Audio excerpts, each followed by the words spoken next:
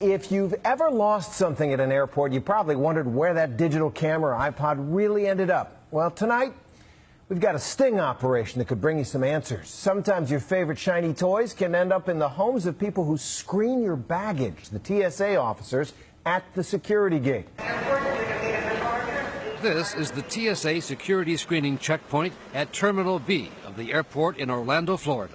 A place where this $600 iPad belonging to ABC News was left behind on purpose and then disappeared. ABC News tape shows it was last seen at the airport in the hands of this TSA officer, Andy Ramirez.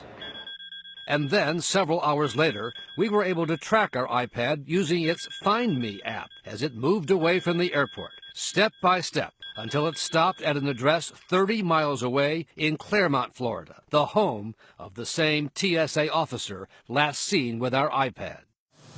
2 weeks later, we showed up to get it back from TSA officer Ramirez. Brian Ross from ABC News. I don't know if you can give me a hand here. We're looking for a missing iPad.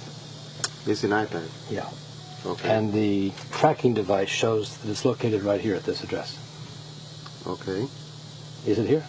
No, sir.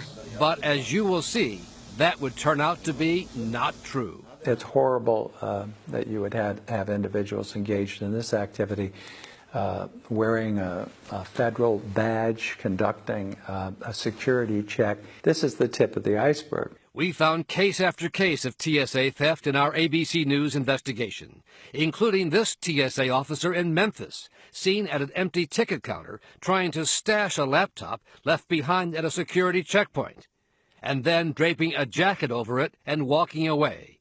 He was convicted of theft and fired.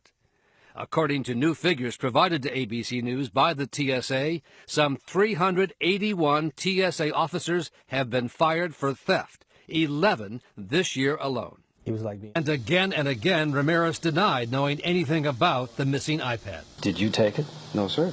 You did not take it? No, sir.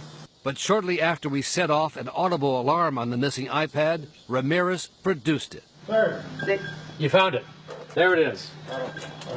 Okay, turn the camera off. With his TSA uniform now off, Ramirez said it was his wife who had taken the iPad, not him. Come on in, sir. No, I don't want to come inside. I want you to explain how this iPad left at a TSA screening station ended up in your house. My wife's, I'm so embarrassed. Your wife? My wife said she got the iPad and brought it home. You know, that can't be true because the last time we saw it, it was in your hands.